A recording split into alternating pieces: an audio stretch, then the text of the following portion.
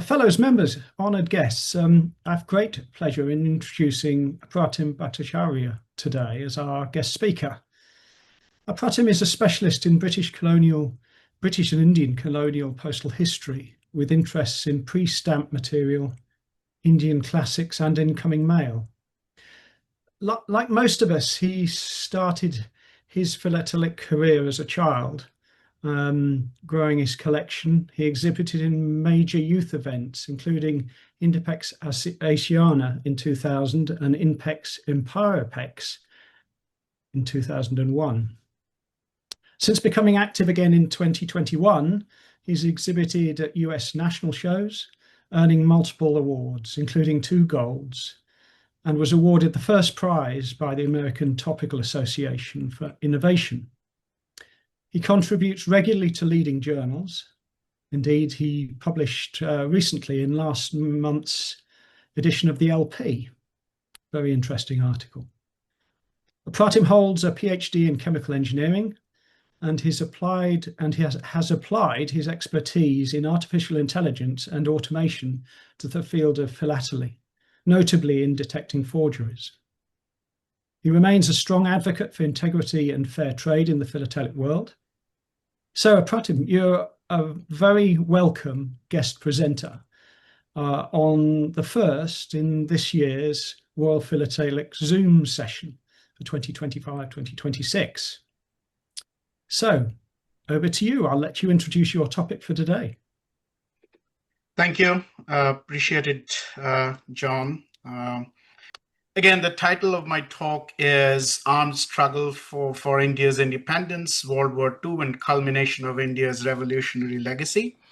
Now, at the very onset, I wanted to start off with an anecdote. So in 2019, I visited Pearl Harbor for the first time, and I was surprised to see, or rather amused, if you will, to see that there were a lot more Japanese visitors than anywhere else from anywhere else in the world. And I asked the lady who was our guide, and I asked her that, how do people react to history, right? And it's a controversial history, especially for the Japanese and things like that. And she said that I think at this point, and it was in 2019. I think we should be more worried about how Americans react to the current scenario than worry about Japanese reacting to Pearl Harbor's memorialization. It's quite similar to this story because this story is indeed quite a controversial one. It's regarded as forgotten history in a lot of texts, rather.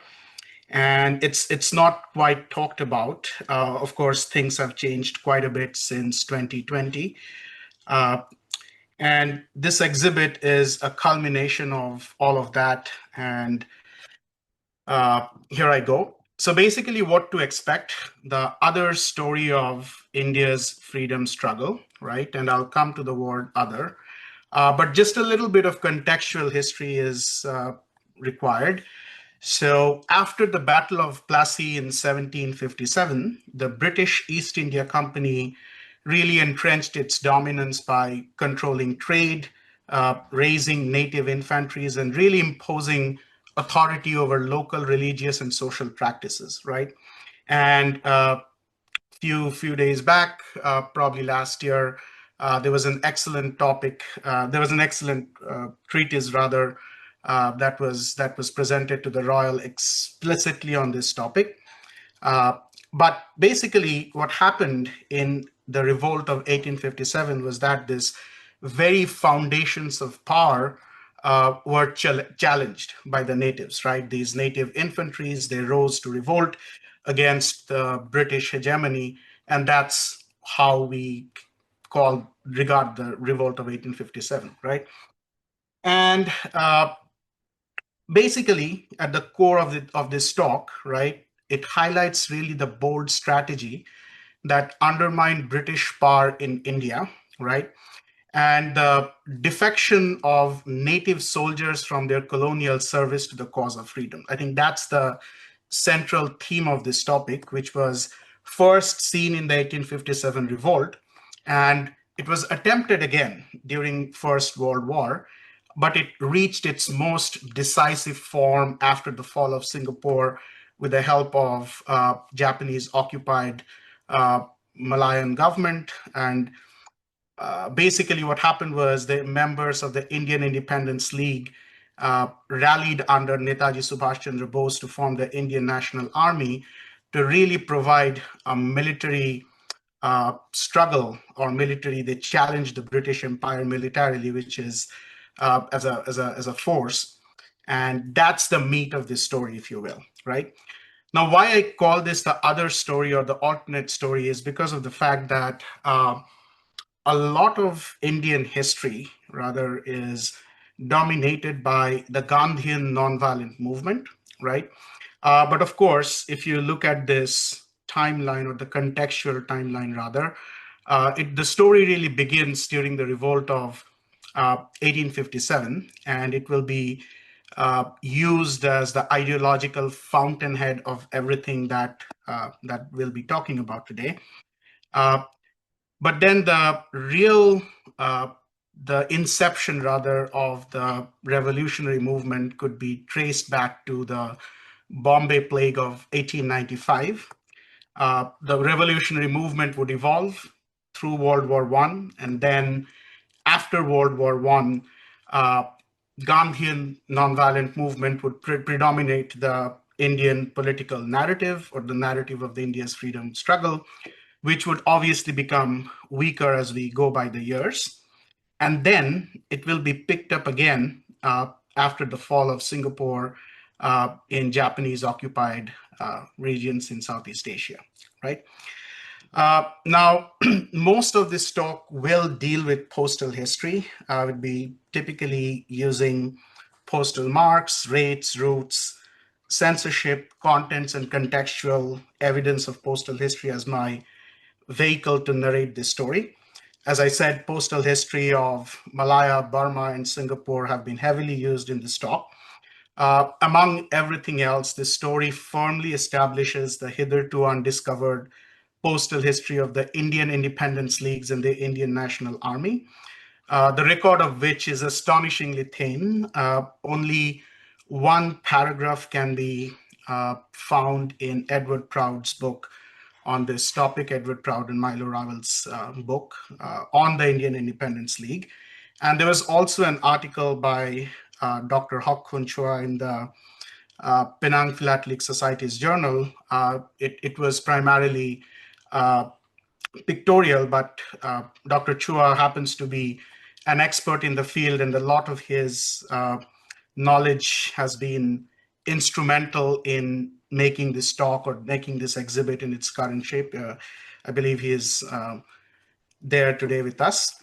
And most of these materials are quite rare, owing to the fact that these correspondences were destroyed or confiscated.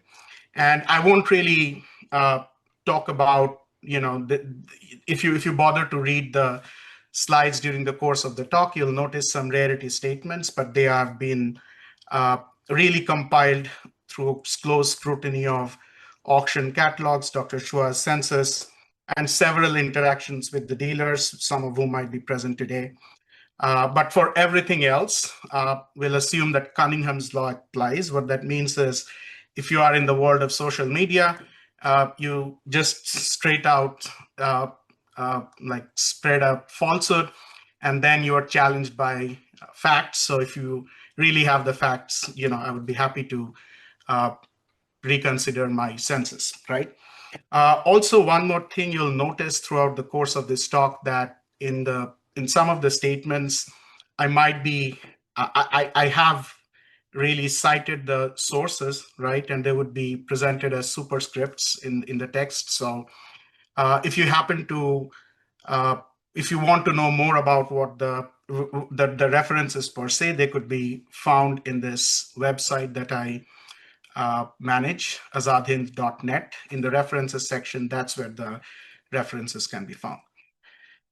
Okay, so with that, I'll start off with the story, right? So if I have to really come up with, in a sentence, the causa clara of decolonization of the British, it is this. It's that the fear of failing to control dissent en masse, right?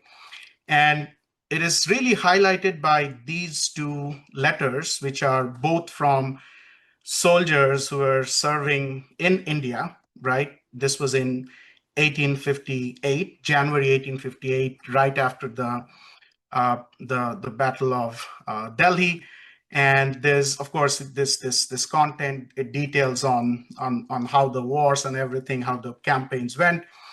But there's one particular line that says that I do not wish to describe the scenes of bloodshed and butchery that I have witnessed of late, but I trust in God that I shall never fall into their hands a prisoner. By that, he means the rebels or the native folks who rose up in revolt against the British. And again, about 90 years later, during the course of the INA trials, which we'll cover a little bit, there's a same ethos. It says there's definitely trouble brewing, and a live dog is better than a dead lion, right? So it's basically, we are talking about controlling or trying to control dissent of at a grand scale, and really the scare that's what drove the British government to withdraw from the Indian subcontinent. Now, like I said, this story really starts in 1895 during the bubonic plague in the Bombay province, where British authorities' indifference to local customs enraged Chapekar brothers, who assassinated the plague commissioner of Pune. And their martyrdom really sparked the revolutionary movement. So what would happen is the British authorities were trying really hard for quarantine measures, right? And what they would do is they would use British India postal stationery, where you can see that the word caste is there. What that means is that there were caste differences in India, right? There still is, rather. And but it was not like it was very strong at that time. So what these people would do, what the authorities would do, is they would cram a lot of these people of different castes, because you really don't care, right? You need to get people off from closed quarters, spread them across the country. But they would put a lot of folks from the same caste into the train, and they would also douse people, like they would, drag women out of their homes, douse them with like powder and everything. And that really enraged these three gentlemen, Damodar Hari, Balakrishna Hari, and Vasudev Hari Chapekar. And they assassinated the plague commissioner. And that is regarded as the genesis of the revolutionary movement. Now, quite shortly, and you have to take one bit of contextual history into consideration at this point, was Macaulayism, which was that the British really wanted to train Indians, some natives in English language, who would be working for the British government, rather, in their colonies. But what also happened was there were some who would really read up on the revolutionary movement that happened elsewhere, right? Garibaldi, Giuseppe Mazzini. And what that would happen is there was this India House that was set up in 1905 in London. It was set up by Shyamji Krishna Verma. And in that house, a lot of this pro-independence or pro-decolonization ethos would be discussed. And this is a group photo of the then members of India House in 1909. And in that India House, this gentleman called Vinayak Damodar Savarkar, he was the first person to memorialize the revolt of 1857 as India's first war of independence. This is the first time ever since 1857, the revolt has been rebranded as India's War of Independence, kind of a giving a collective form to the Indian independence movement for the first time. And that would really serve as the ideological fountainhead, as I alluded earlier, of this entire movement, right? Of course, the book would be banned, and today you have to spend anywhere in the 5 figures to get hold of a first edition, let alone something that is signed by Vinayak Damodar Savarkar himself. What would happen? Of course, the British authorities would come to know about this, and what they would do is they would set up what is called as India Office, who would be closely keeping an eye on the members of the India House. And Curzon Willie would be assassinated by one member called Madan Lal Dhingra. And what that really happens is, of course, he was arrested. The India House breaks into 2 factions. One of them would go to the west coast of America, forming the Ghadar Party, and the other would be forming the Berlin India Committee in Europe.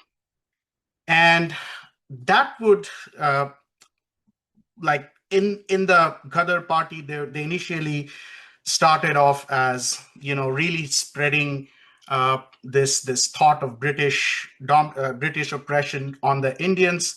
And what would happen is there would be this incident called Komagata Maru. I don't want to delve into the details, but what that incident would prompt would a lot of Ghadarites to return to India, and they would meet with Rash Bihari Bose, is a very important character in this story.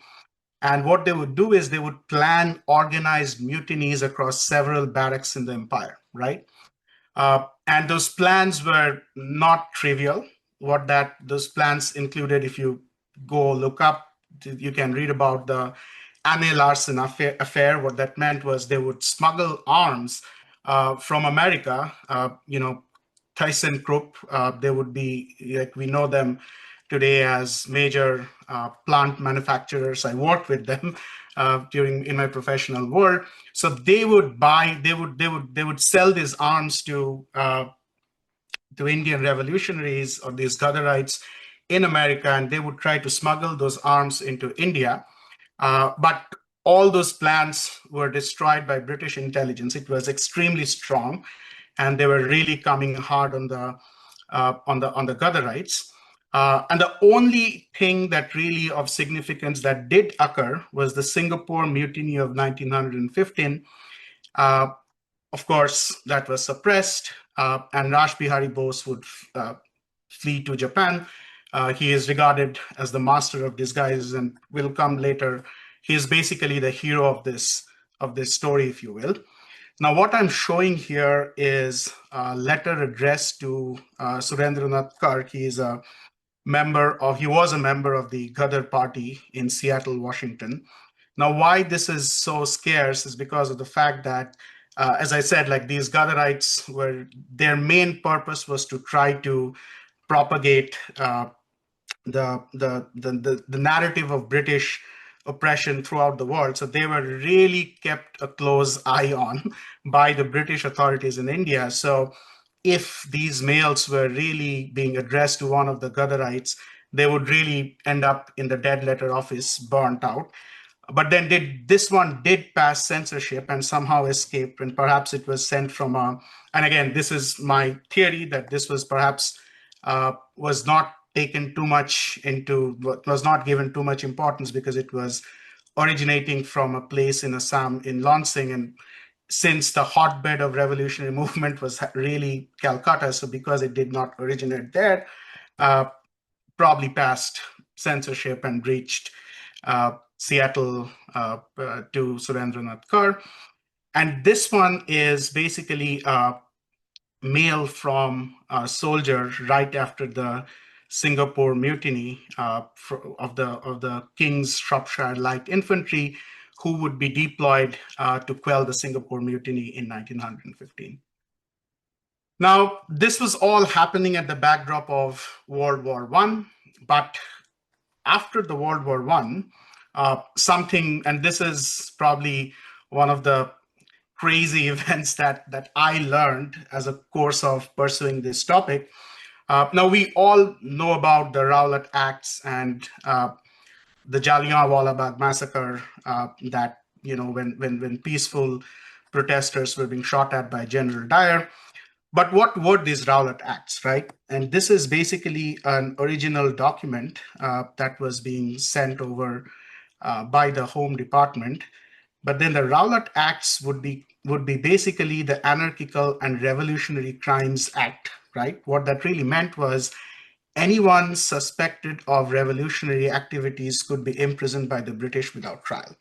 This was against this, like protests against this Rowlatt Acts would essentially triggered the Jallianwala Bagh massacre, the civil disobedience movement thereafter, which would also mark Netaji Subhas Chandra Bose's entry in Indian politics as a volunteer in Gandhi's civil disobedience movement, no less.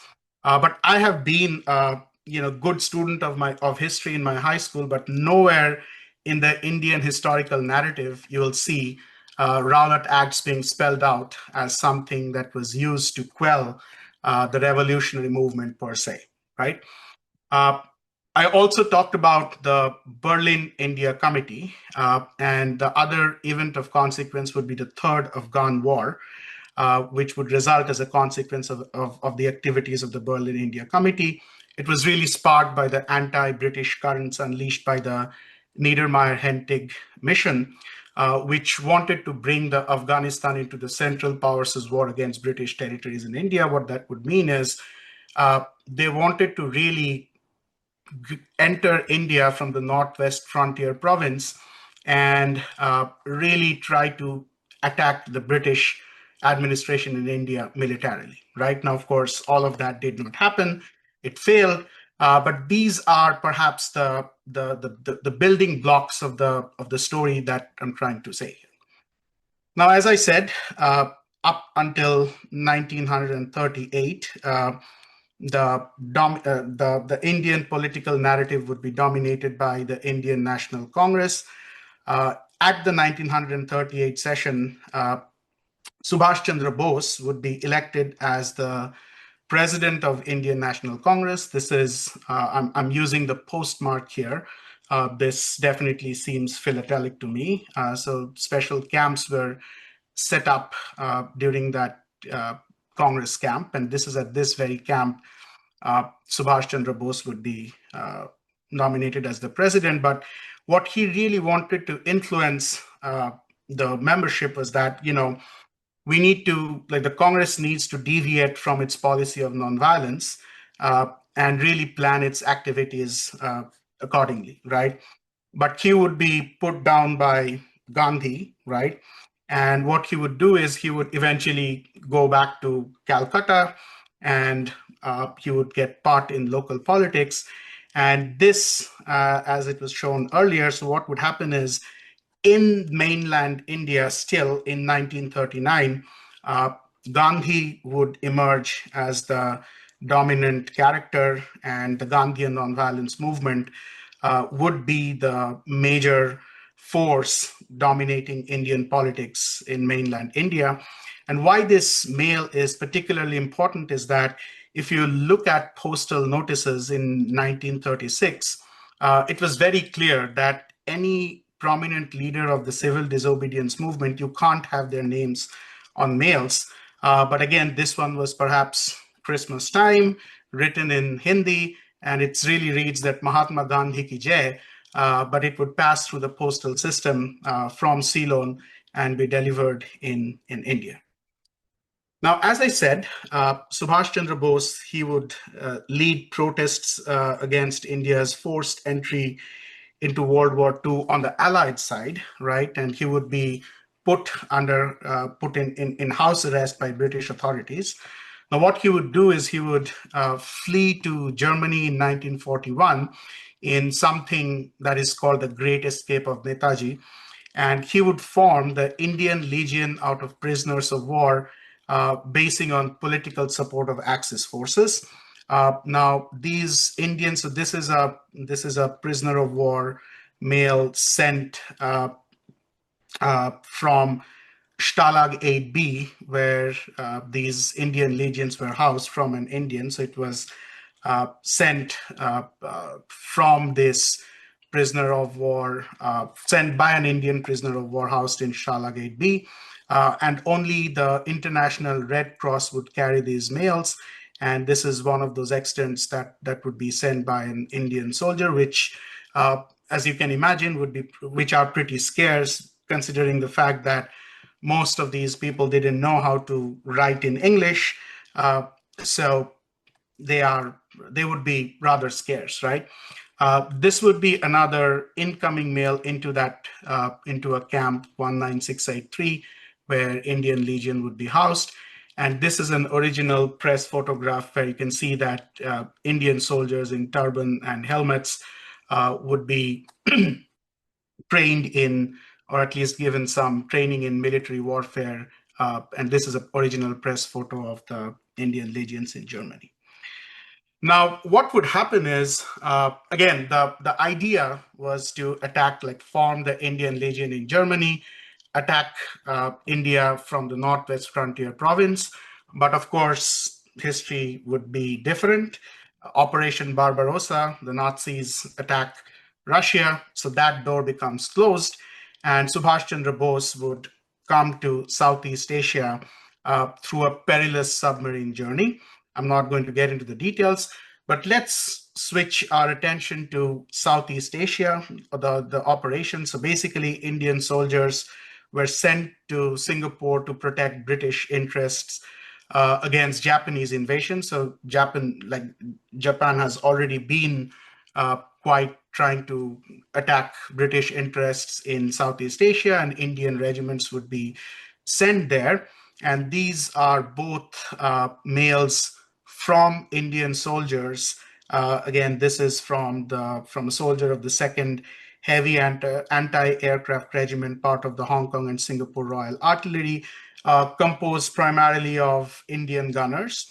And what would happen is these soldiers, after the fall of Singapore, would be inducted into the Indian National Army.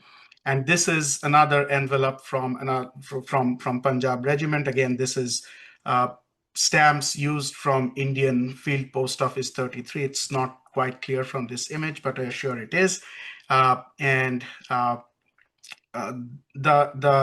thing to note is Kedah, which was an unfederated Malay state, and the usage of that seemed pretty interesting from an Indian FPO that was sent in Malaya. Now, of course, comes the fall of Singapore, where the Japanese army would advance with 30,000 men down in the Malayan Peninsula. The jungle terrain was impassable by the British forces. They would, of course, not quite they would underestimate the Japanese forces. And they swiftly advanced, and just within a battle lasting 7 days, Japan captured Singapore, resulting in the largest British surrender in history.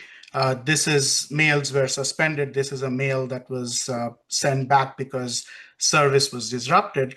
And this postcard is perhaps one of my favorite items. This is these Indian soldiers. Again, this is printed prisoner of war post.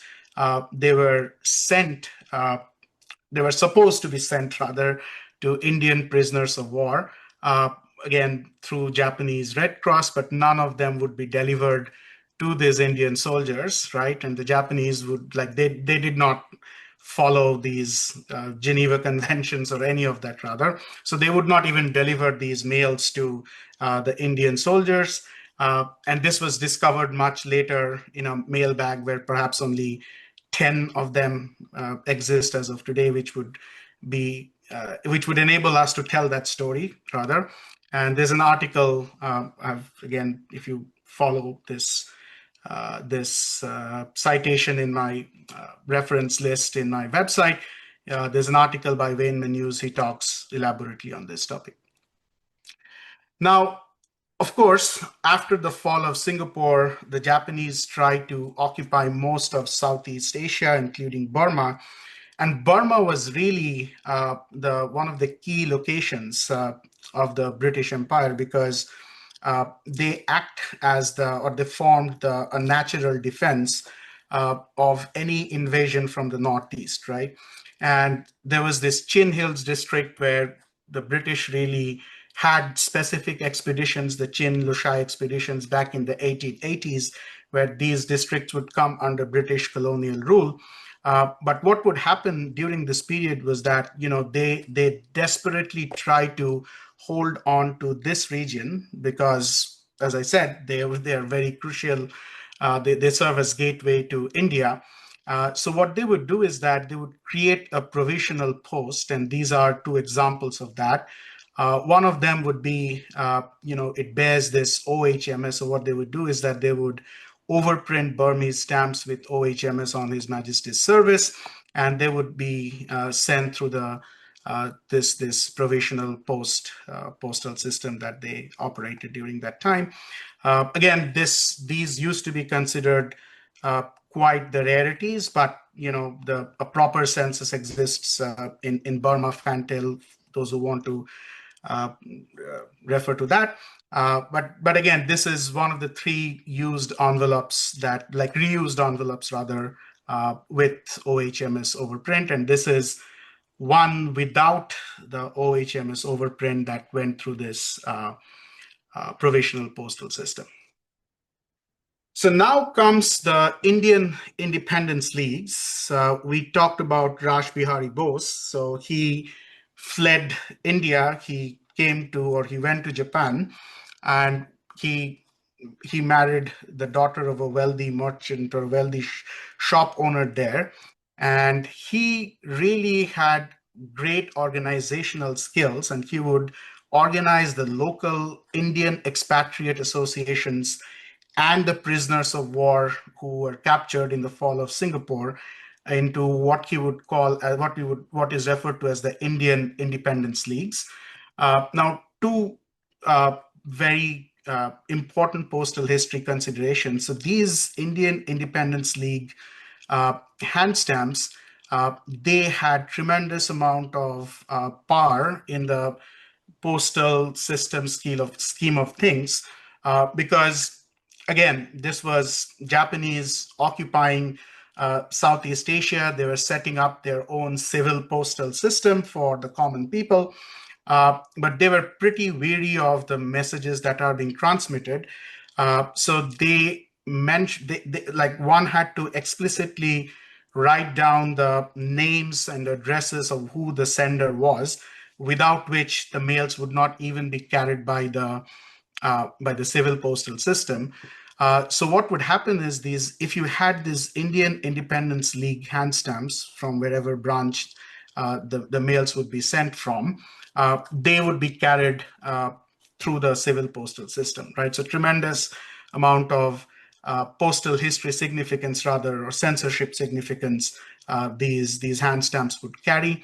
Now they are both sent using the printed matter rate of 2 cents. So these envelopes are open on the other side. So what they would do is that they would use the postal system to really propagate the concept of Indian independence. And again, this envelope is pretty interesting, with the fact that, the Selangor Indian Association has been crossed out, and just, all of that has been consolidated into Indian Independence Leagues in Southeast Asia.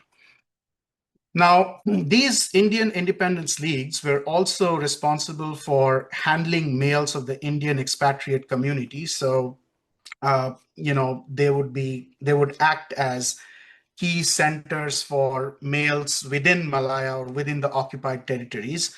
And this is a slip that, that refers to an inquiry, and it is being sent from the Indian Independence League in Sionan branch. Sionan, by the way, is Singapore renamed by the Japanese after they occupied it. And they would say that, no correspondences have been recorded for this particular person. So, that's how they would send over. And again, this is also a 2 cents rate that it would be sent to. Now, this is a very interesting mail. This was sent from a sub-branch. So basically, Indian independence leagues have different branches and sub-branches across all over Malaya and Singapore. And this is the only hand stamp that is recorded from a IIL sub-branch. And the cool thing about this is that it also has this Indian Independence League written in Japanese. This is using the local 8 cents rate, and it's going from Tangkak to Malacca. And this is from the reverse. All of these mails, you would see that they would have this boxed censorship, and this is an example of that. Now, this is something, excuse me, very interesting. Of course, you could not communicate to mainland India through the normal civil postal system because censorship wouldn't allow you to. So what the Indian independence leagues would do is they would transmit telegraphic, they would communicate via telegraphic intercepts. And not only that, things were extremely controlled. You could only send these messages if you had these hand stamps of Indian independence leagues, right? Otherwise, these messages would not even be transmitted, right? The rate would be, as one can see, pretty high. Like the native rate for regular mail would be 8 cents, as opposed to a telegraphic message sent to India would be $1, right? So quite there were quite high charges, but like a lot of that would also be used for fundraising purposes as well. Now, this is where Edward Proud mentions in his book, just a small paragraph, that he writes that once those messages would be received from the Indian mainland, they would be published in local newspapers. But I have discovered 2 evidences that clearly say that these messages were printed on official stationery of the Indian Independence Leagues. They would definitely bear the hand stamp of this Indian Independence League before they are sent out to the recipient.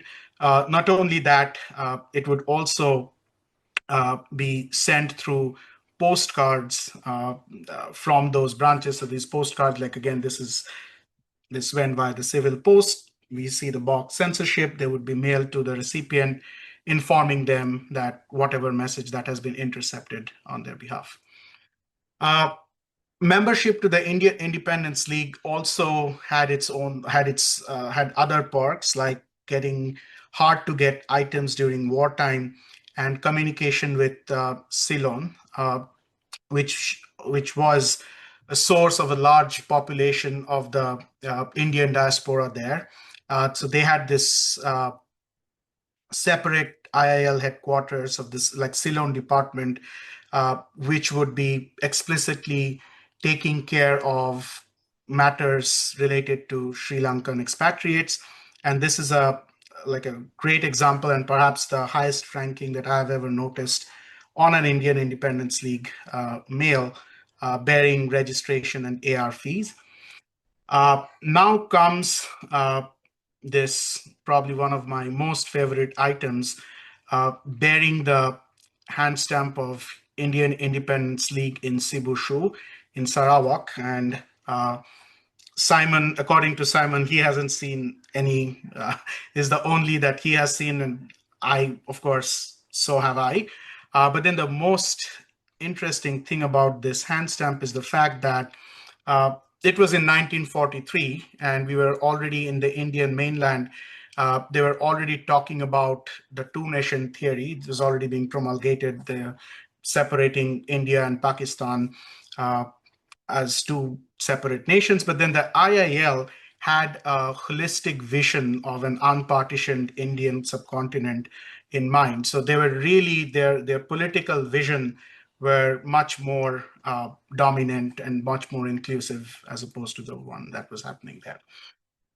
Now, Indian independence leagues, they also had training and propaganda departments, right? This was the Indian Swaraj Institute, or the Nakano Gakko, as it would be called in Japanese parlance.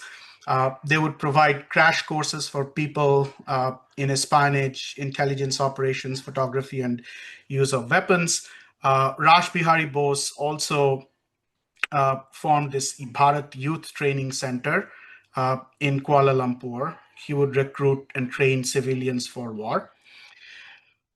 What would happen would be that, the first Indian National Army, or at least a concept of combat unit, would be formed under Captain Mohan Singh in 1942. Again, from the same Indian prisoners of war in Japanese custody.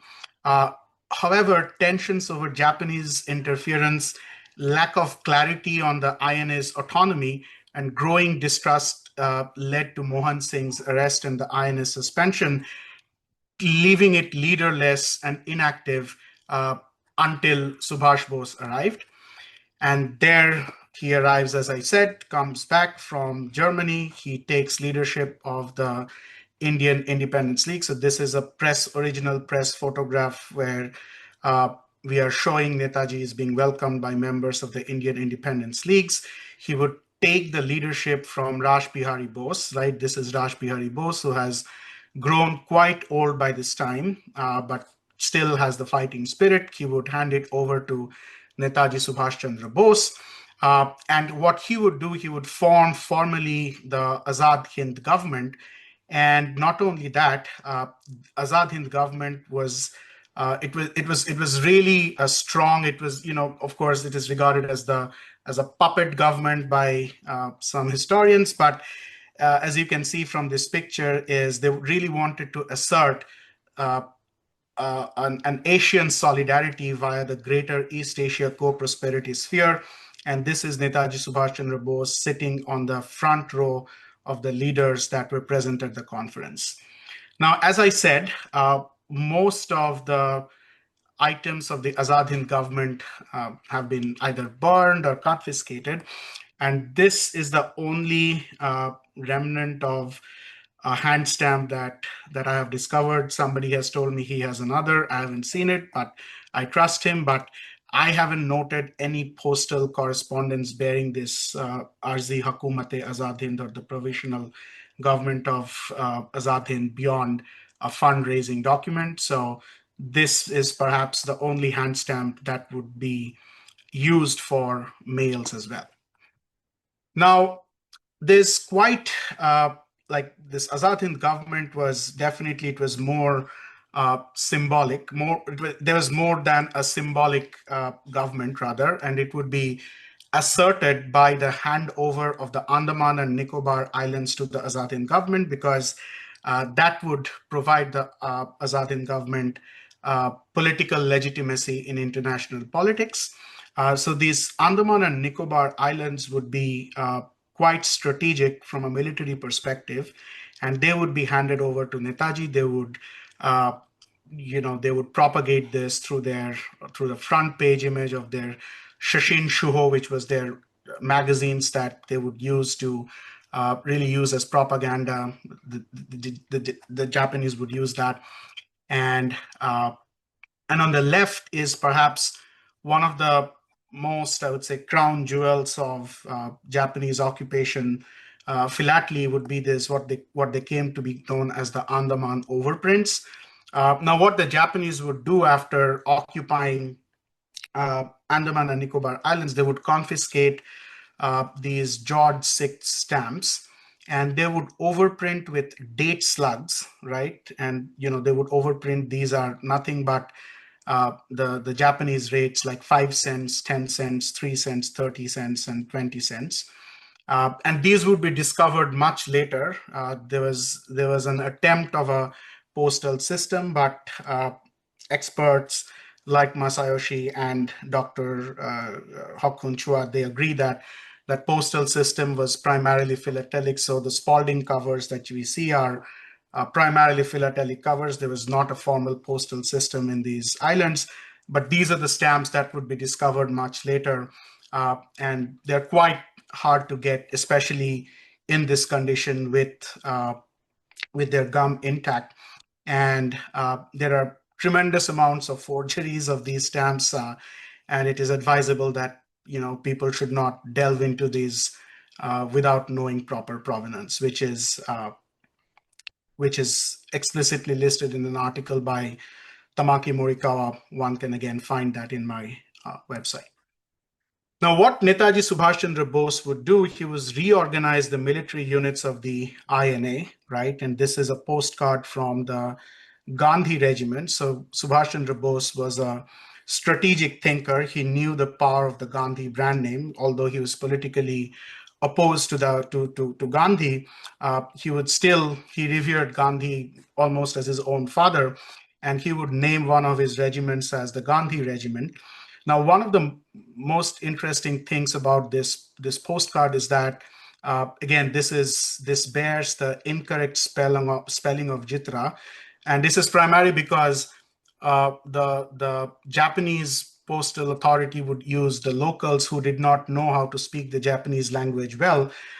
So that's why they would misspell Jitira. And again, this postmark is not recorded in Proud. It was pointed out to me by none other than Dr. Hokwon Chua, who can read this katakana script and help me through this, through deciphering this. Again, this is another military unit from the Razak camp. Again, it's a very faint hand stamp, but it's sent from the Azad Hind Fauj training camp in Negiri Sembilan.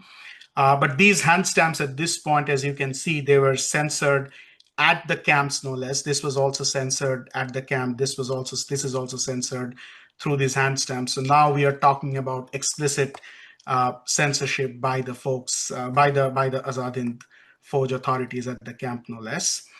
Netaji Subhash Chandra Bose also established training camps in Malaya. So these were sent from the junior wing of the Officers Training School, AHF, Azad Hind Fauj. And again, if you go through the contents of these letters, like wherever these camp locations were, they were pretty remote. Nobody knew what they were, but they were being carried by members of the Azad Hind Fauj government, who would carry it and post it in the Japanese civil postal system, from where they would be carried to their respective places. Now, this is again probably the most one of my most favorite items would be that Netaji Subhash Chandra Bose also organized a regiment after Rani Lakshmi Bai, a prominent figure again in the First War of Indian Independence, and he would call this regiment the Rani of Jhansi Regiment, primarily, or not primarily, only comprising of female volunteers. And this is perhaps the only instance in Second World War, if not beyond, where an entire regiment has been formed to fight for India's independence that is comprised of women. Now, few logistics. Everything is happening in Japanese occupied Malaya, Singapore. Now, they had to transport these troops all the way to the Indo-Burma front, where the campaigns to invade India would take place, and the way to facilitate that would be the Thai-Burma Railway. And again, this was probably one of the darkest periods of the Second World War in the Eastern Front, where 250,000 civilians and 60,000 prisoners of war were subjected to forced labor, and about 100,000 of them died of this. So these are two postcards sent from the camps of the rail construction units who were involved in constructing the Thai-Burma Railway. This is an official photo of the Thai-Burma Railway. Now, at this point, Netaji Subhash Chandra Bose would also make the strategic decision of consolidating the Indian associations in Burma to form Indian independence leagues in Burma. And what he would do is he would transfer the headquarters of the Indian independence leagues from Malaya or Singapore to Rangoon at this point. And it was again in early 1944, primarily for strategic decisions, because you are entering through Burma. So that's why this decision was made. And again, this is a reused envelope. All the signatures of Second World War postal history can be found as we are traversing through this story. Now, all of this would culminate into what we term as the Battle of Imphal, right? And in the Battle of Imphal, the Japanese and the INA, they would be working shoulder to shoulder, right? And Netaji Subhas Chandra Bose, like the clarity that was lacking in the first Indian National Army, Netaji Subhas Chandra Bose was clairvoyant enough. He said that he asserted, right, that the first drop of blood that will fall on Indian soil would be that of an Indian. So Indian soldiers were actually involved in active combat in the Battle of Imphal. Now, if you forget everything that I've just said, just take away what I'm going to talk about these two covers, because they're pretty exciting. First of all, they are from the same correspondence, and we can see Jai Hind in both the covers. The second important thing is you see Thai stamps being used over here, but they are denominated in Japanese currency. And the reason is that Japan at this point would cede territories to Thailand with the condition that they would only be operating, like they would help the Japanese economy. Of course, there were a lot of embargoes during that time. So stamps could only be purchased with Japanese currency. But then the real problem was who had Japanese currency in Thailand. It was none other than the soldiers of the Indian Independence Leagues, right? And this is mail that was carried through the civil post office during the Battle of Imphal, right? And this is perhaps one of the, or not one of the, this is the most important cover of this entire talk, which is basically the only usage of, or the only evidence rather, of the private messenger service of the Indian National Army. So basically what happened was soldiers were prohibited to make use of civil postal service in a theater of operations. And I had to really dig them out from the Indian archives, which is pretty hard to navigate anyways. And it's clearly written there that at that point, it could only be carried by recognized service of the INA. And one could essentially note that, they had these censor hand stamps. Again, these are pretty British, right? It's like they resemble British hand stamps rather, not British hand stamps per se. But they look like British hand stamps. Unit 3 AHF would stand Azad Hind Fauj. So they must be censored at two different locations before they were being delivered to Perak. Now, Battle of Imphal would be going well initially for the Japanese. So again, this was an air letter card sent by Gunner Taylor of the 129th Field Regiment, and this was the last mail that would be sent through this FPO 82 that was stationed there during that time towards the end of March. And right after that, the communication would be all blasted by the Japanese forces. And the British really, they formed this telegraphic messaging system that was quite short-lived in the theater of operations. But what we really see, of course, the Battle of Imphal would not be in the favor of the Indian National Army. And the primary reason for British success during that time would be the nimble response of British postal services. FPOs were repurposed, lines of communication expanded. And again, like if I have to draw parallels to 1857, we see similar nimbleness in rearrangement or ad hoc postal system rather in the revolt of 1857, no less, where the postal system would essentially be used as means of transporting soldiers and different materials during the war, right? And it was no different in 1944 either. So these are two FPOs that enable those operations: FPO 100, FPO 120 during the Battle of Imphal. Now, in parallel to this, what would happen is it was basically the British would be quite heavy on the narrative war. So what they would do is they would have these RAF squadron units. They would roll out these propaganda leaflets, right, into these bombs, and they would really drop these into enemy territories. And RAF was like some regard RAF as the key reason why the British won the war in the Northeast. And as you can see, this is from that squadron itself, like 357 Squadron of RAF, who would be engaged in dropping these propaganda leaflets, which would essentially say that, hey, there's no way you're going to win the war. I'm giving you a safe conduct pass. Like you can use this, show this to the British authorities, and you will be taken back without any consequences, right? That's what they were using. Now, of course, British would win the war in the Northeast, at least from a military perspective. And I don't have to introduce rocket mail to you, thanks to Mark and Dave.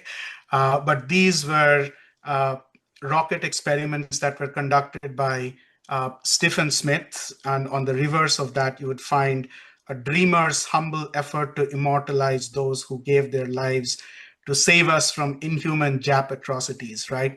So what they would do is that they would try to really, of course, victory celebrations were a major part of culture, but what they would also do is that they would try to denigrate the Indian National Army soldiers as traitors, trying to erase their nationalist motivations and portraying them as pawns of the Japanese.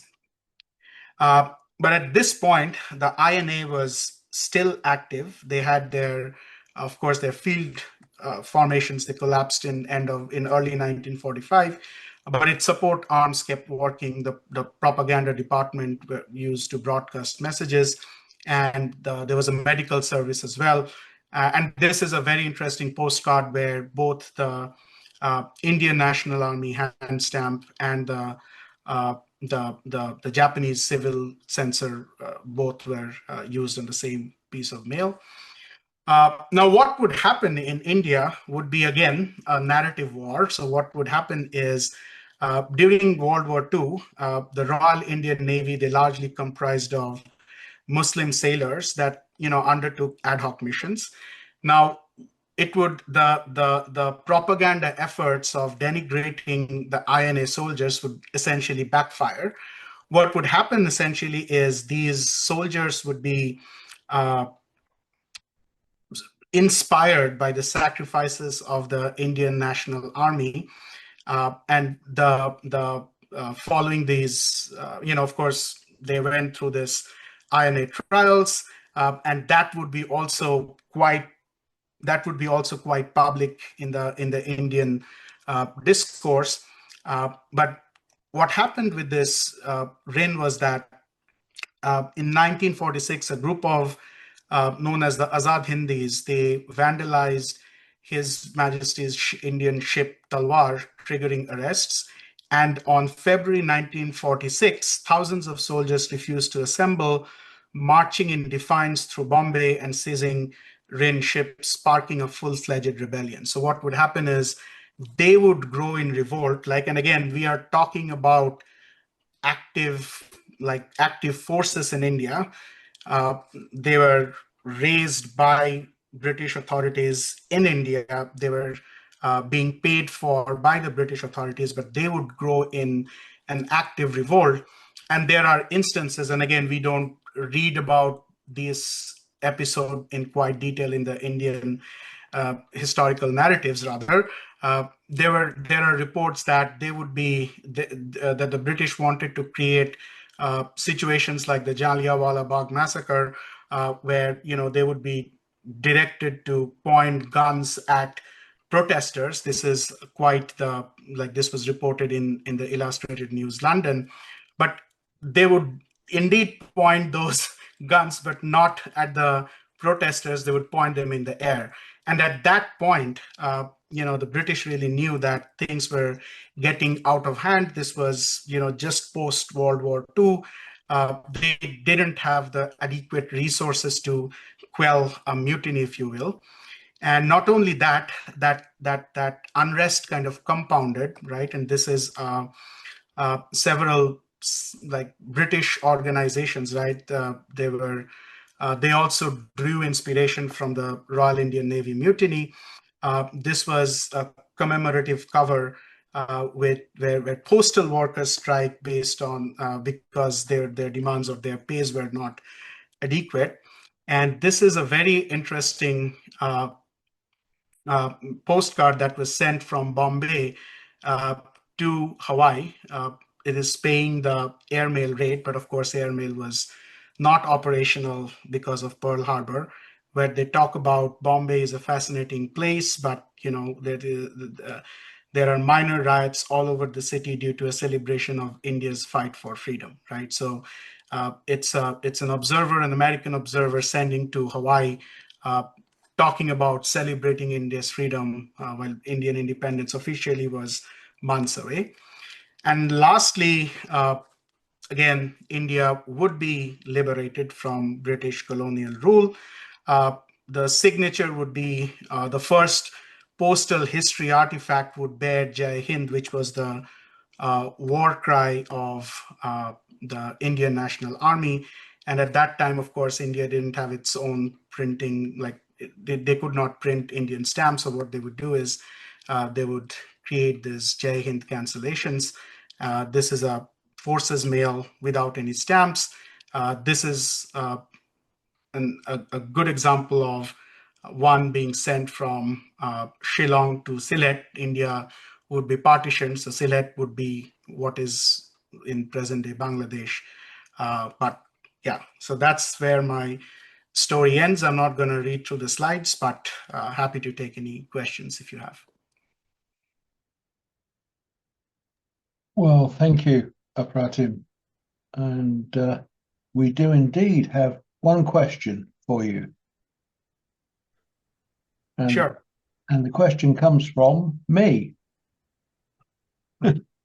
Because you showed a couple of items earlier where there were messages that were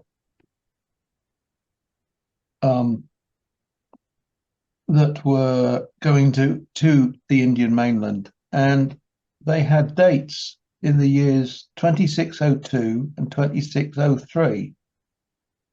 What calendar was this, please? Because I don't think we've reached. Yeah, sorry. Yeah, so I should have clarified that. So that's the Showa calendar. So it really depended on the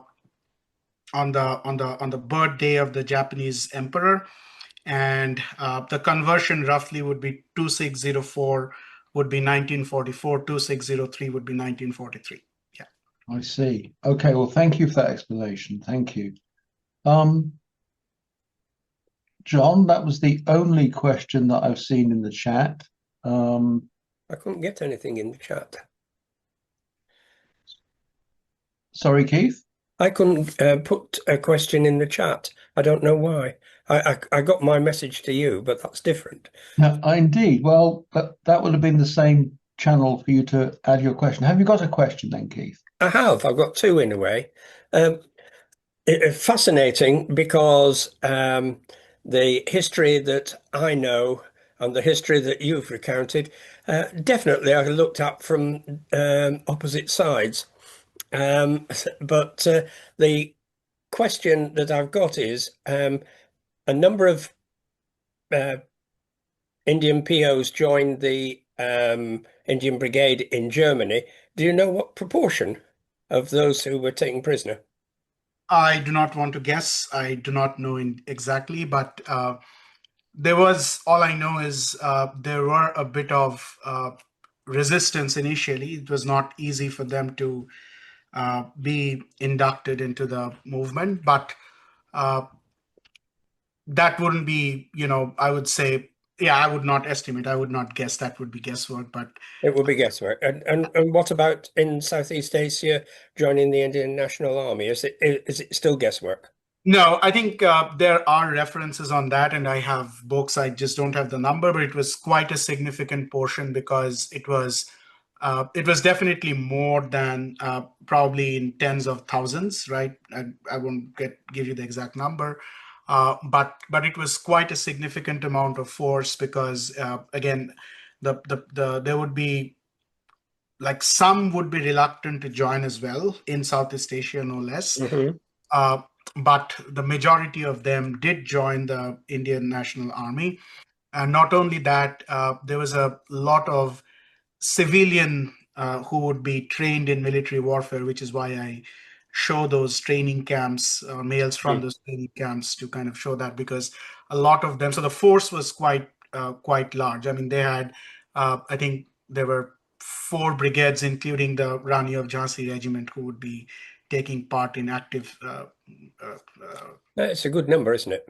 Yeah, it's pretty good number. Yeah, it was a, it was a very strong movement, and I think like history is catching up to this, right? If you there are movies that are being made or series being made on in Amazon, no less, where they're talking about the revolutionary movement, and also there's also I think a series that dealt with, it's called The Forgotten History, especially talking about how an INA soldier, like he is narrating his life back in the day. The only thing, curiously, in that series was that they also had an envelope, and the postal history was all over the place. So, Right. What happened? What happened to the ones that refused to join? yeah. So they of course, I mean, there would be a lot of them were incarcerated, in the Tokyo trials and all of that. So, and some of them were even taken and assassinated by the British because, you don't want these bad apples. And quite curiously enough, not only that, some of the members of the Indian National Army would eventually join Pakistan and would fight the 1971 Indo-Pak War on Pakistani side, no less. So it's, if you delve into too much details, things can be uncomfortable for everyone. But yeah. Indeed. Yeah. Thank you very much. Okay, thank you. Can I come in, Mark, please? Yes, of course, Simon. Um, John Simpson will be doing the official vote of thanks, but while I'm on, I just want to thank you for doing this. It really coincides with VJ Day, and also the standing display put on by the Malay Study Group and the Borneo Philatelic Society at the Royal at the moment. And in there is the story of the 2nd 15th Punjabi Regiment, and you showed a couple of cards from there, and there's a display on that of mine. But I really want to thank you. I found that absolutely fascinating and a story that I didn't know about. Thank you very much indeed. And I invited you to come at this time, and thank you for coming. No, appreciate the opportunity. Thank you. Right, John. Well, Heath's questions were the last ones that I've seen. So back to you, John, I think. Great, thank you, Mark, and thank you, Simon, for those comments. Very timely and relevant. Apratim, thanks so much for a fascinating display and very informative talk. I certainly learned a lot from that about a period of British-Indian colonial history I knew nothing about, leading up to the combination, the two independent domains of India and Pakistan in 1947. Which I guess I knew about. I just didn't know the story to that point. I particularly like the way you showed the timeline at the start, and the presentation followed that, showing the struggle against British rule, tracing back to the 1850s. And I had no idea that postal history items from Malaya, Singapore, Burma could be used to illustrate that story. So that was a novelty for me. I mean, they showed the steps right along an almost 100-year journey to independence. So you had a lot to cover. It was a wonderful presentation. You brought to life with many rare and fascinating items of postal history and Marcophily. You know, we're more interested in some of those those things that tell the story than the stamps and the covers themselves. It's what's on the covers.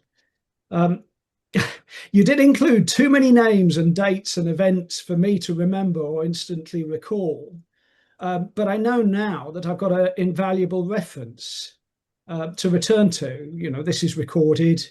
It goes down in the history of the RPSL, but we also know you've got a website. So I'll be looking at that for more information. You clearly have done a lot of research, and you have a lot of knowledge, some of which you imparted to us today. Mark, I think you have a certificate of appreciation that will be sent to Apratim in a minute. I think you can show that on the screen in a second. Certainly. Yeah, you're quite right. There will be one obviously posted out to you there in the States, Apratim, but I do happen to have a picture of it to put on the screen. So here we are.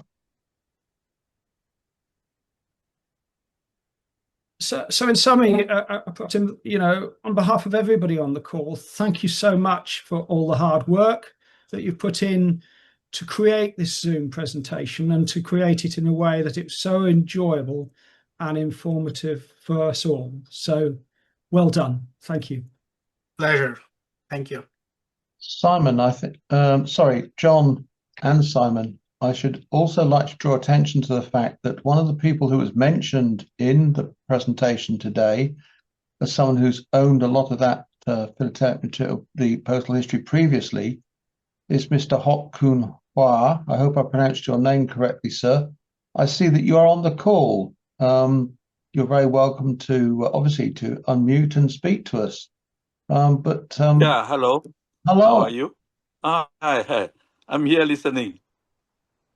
Wonderful. Welcome. Thank you very much for the invitation. Apratim, I know him only for less than 3 years, and I know that he is going deep into this history of Indian independence. And coincidentally, I started postal history 40 years ago and come across a few of these pieces, and I try to bridge them together with the limited knowledge and limited textbooks. And from what I learned today from his lecture, I know that the whole picture can be pieced together much better, complete with more people's effort. Thank you, Apratim. Thank you, organizer, and everyone. I thank you for entrusting quite a bit of your research and helping me deciphering some of the crazy, I would say, very difficult to decipher. I can't read katakana at all. So, you know, thanks for being my stick there. Really appreciate your support. Yeah. Thank you. Thank you. Thank you.